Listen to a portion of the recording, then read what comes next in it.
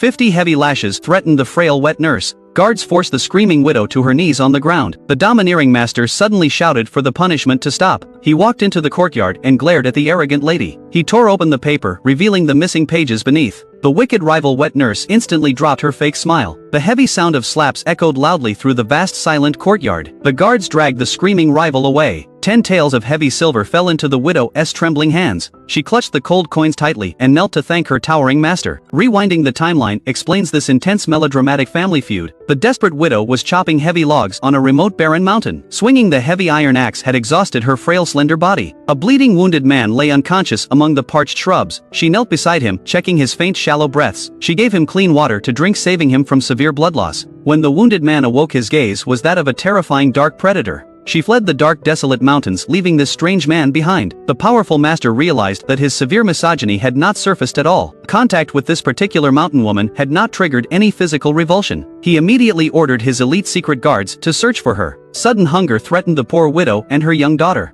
The money they earned was barely enough to buy rice for their daily meals. A kind neighbor mentioned a wealthy household in need of a wet nurse. Just going there for an interview would earn her 500 copper coins. Upon entering the vast mansion, she faced a rigorous physical examination. The stern fourth lady inspected her for head lice and body odor. The wailing young master refused to drink the breast milk of any other woman. The mountain widow's milk stopped his loud, endless crying. Jealous rival wet nurses loudly accused her of filthy seduction. Her rivals pointed at her aggressively, claiming she was trying to seduce the wealthy master. Burly mansion guards grabbed her slender arms to throw her out. The domineering master suddenly walked into the chaotic, tense courtyard. Recognizing her, the domineering master ordered the entire household to stop. Upon hearing she was a pitiful widow, he commanded the mansion maids to bathe her and dress her in new clothes. Clothed in luxurious silk, the poor wood-chopping widow from the mountains was transformed. As the master soaked in the warm wooden tub, he fantasized about her touch. Waking up in a sweat, he realized his deeply hidden desire for her. Stepping into the quiet courtyard, he stared intently at the widow nursing her child. The tycoon's mother ordered him to find a suitable wife. The tycoon firmly declared he had found the perfect woman. Back home, the widow confessed her embarrassing private nighttime fantasies. Her experienced older mother taught her simple ways to relieve her desires. While working the night shift, a malicious rival secretly locked the heavy courtyard gate. She could only sneak through the dark, quiet garden to bypass the locked, heavy wooden door.